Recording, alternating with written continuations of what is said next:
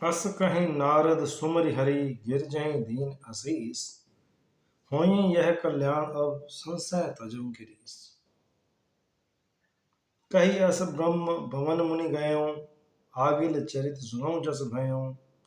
पतः एकांत पाई कह मैना।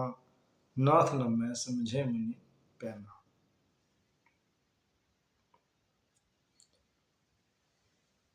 राम राम साथियों, प्रसंग चल रहा है। नारद जी हिमवान और मैना को समझाकर बता रहे हैं कि पार्वती के लिए कैसा वर है और उसका हल भी वही है, क्योंकि प्रकृति ने रचना ही ऐसी रची है कि पार्वती को वर ऐसा ही मिलना है, मगर वो सारे दोष जो हैं वो शिव में हैं। अब वो बता रहे हैं कि शिव जी की आराधना किए बिना करोड़ों योग और जप करने पर भी वांछित फल नहीं मिलता। इसे आपकी पुत्री पार्वती को शिव की तपस्या करनी पड़ेगी शिव को पाने के लिए। ऐसा कहकर भगवान का स्मरण करके नारद जी ने पार्वती को आशीर्वाद दिया और कहा कि हे पर्वतराज, तुम संदेह का त्याग कर दो, अब यह कल्याण ही होगा। ऐसा कहकर नारद मुनि ब्रह्मलोक को चले गए। अब आगे का चरित्र जो हुआ उसे तुलसीदास जी आगे चर्चा को बढ़ा रहे हैं। पति को एकांत में पाकर मैना अपने पति से हिमाचल से कहती हैं कि हे नाथ, मैंने मुनि के अर्थों को समझा नहीं, जो उन्होंने वचन कहे हैं मैं उनको समझ नहीं पाई, वो क्या कहना चाह रहे थे। फिर आगे इसी बात को बढ़ाते हुए कहती हैं, जो घर बरुकुल होई अनुपा, करिए विवाह सुता अनुरूपा। नाता कन्या बरु रहूं कुंवारी, कंत उमा मम प्राण प्यारी। मैना जी अपने पति हिमवान से कह रही हैं, जो हमारी कन्या के अनुकूल घर वर और उत्तम कुल हो तो विवाह कीजिएगा, अन्यथा कुमारी रह जाए मेरी कन्या तो भी मुझे कोई दुख नहीं है। मैं अयोग्य वर्ग के हाथ साथ इसका विवाह नहीं करूंगी, क्योंकि है स्वामिन, पार्वती मुझको प्राणों के समान प्यारी है। यहाँ एक बात मैं आपको क्लियर कर दूं कि यहाँ मैना पुत्री मोह के चक्कर में नहीं है, पुत्री मोह में नहीं फंसी हुई।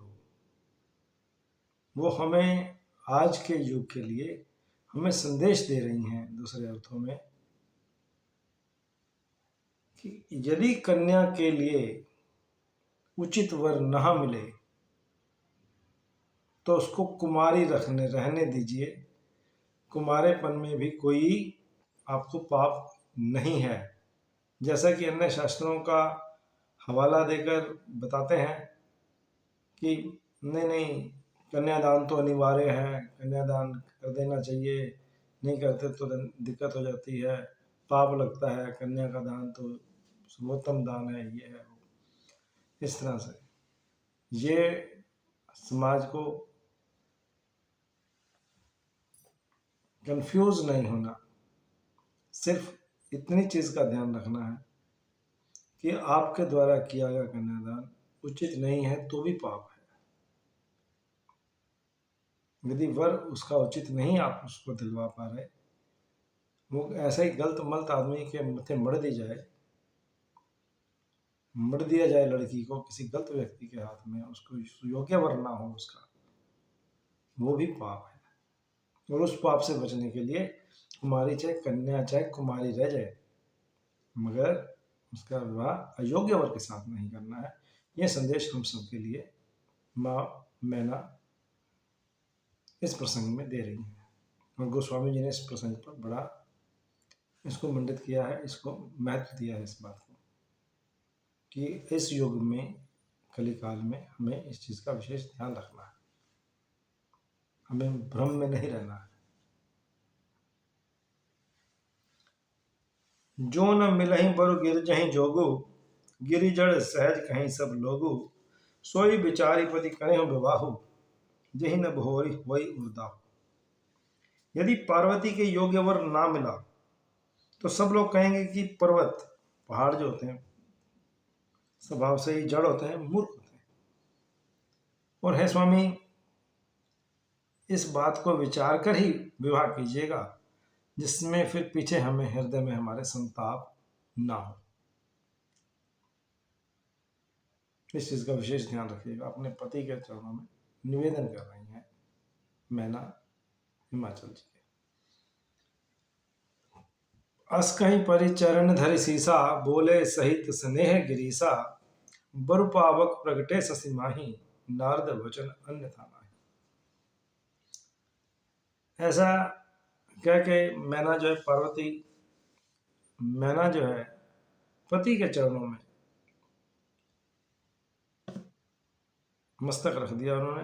और तब कहा कि हिमवान ने उनको समझाया बड़े प्रेम से और कहा, देखो ऐसा है, चाहे चंद्रमा में आग प्रकट हो जाए, जबकि चंद्रमा शीतलता देता है, उसकी किरणें शीतल है। वो कह रहे हैं कि यदि चाहे वो आग ही बरसने लगे, उसकी किरणों से आग ही आने लग जाए, मगर नारद के वचन झूठे नहीं हो सकते। कितना भी विपरीत क्यों ना हो जाए, मगर नारद के वचन झूठे नहीं होंगे। फिर अब क्या किया जाए? हे प्रिय, सब सोच विचार छोड़कर भगवान का स्मरण करो। जिन्होंने पार्वती को रचा है वे ही इसका कल्याण करेंगे। प्रिया सोच परिहरिहं सब, सुमर्यं श्री भगवान, पार्वते निर्म्यो जहि सोई करहिं कल्याण।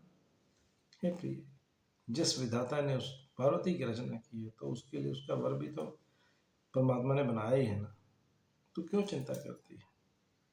अब यहाँ इस प्रसंग में आप ये ध्यान दीजिए, जब माँ सती ने राम जी की परीक्षा के लिए गई हैं, उन्होंने सीता का रूप धारण किया है पूर्व जन्म में, सती और शिव के समय में, तो शिव जी ने भी यही जाना कि अब इसका कल्याण नहीं है सती का। यदि ये मेरे कहने पे भी नहीं मान रही तो अब कैसी ईश्वर की इच्छा? क्योंकि ईश्वर जो भगवान शिव हैं वो राम जी को अपना इष्ट मानते हैं, तो वो राम का स्मरण करने वट वृक्ष के नीचे बैठ गए। तो उन्होंने सिर्फ सिमरन नहीं किया कि अब यदि ये हम सब लोगों के लिए ये एक संदेश है, ये परिस्थितियां यदि प्रतिकूल हैं, हमारे हाथ से बाहर है, तो हमें क्या करना है? हमें उन प्रतिकूल स्थितियों से जूझना नहीं है, लड़ना नहीं है। उनसे लड़के हम क्या कर लेंगे? दीवार में टक्कर मारने से क्या होगा? अपने सिर फूटेगा, किसी का तो कुछ जाएगा नहीं। मगर हरि नाम लेने से, ईश्वर का नाम लेने से, जो भी आपके इष्ट हो उनका नाम लेने से हमें समस्या का हल भी मिलेगा और संतोषजनक परिस्थितियां बनेंगी, अनुकूल परिस्थितियां बनती चली जाएंगी। परमात्मा के नाम में वो ताकत है कि वो हमारे मन को, बुद्धि को, विवेक को शीतलता देता है, संतोष देता है। ये हरि नाम का गुण है। दोनों ही परिस्थितियों में दोनों ने ही यही बात समझ के भगवान में विश्वास रख के कार्य को आगे बढ़ाया है। हमें भी अपने जीवन में इस चीज़ का, इससे प्रेरणा लेनी चाहिए और अपने जीवन को सरल बना के रखना चाहिए। गोस्वामी तुलसीदास जी यहाँ 71वें दोहे को विराम दे रहे हैं। मैं भी अपनी वाणी को यहीं विराम दूंगा। मिलते हैं शीघ्र ही नए अगले एपिसोड में। तब तक के लिए जय श्री राम।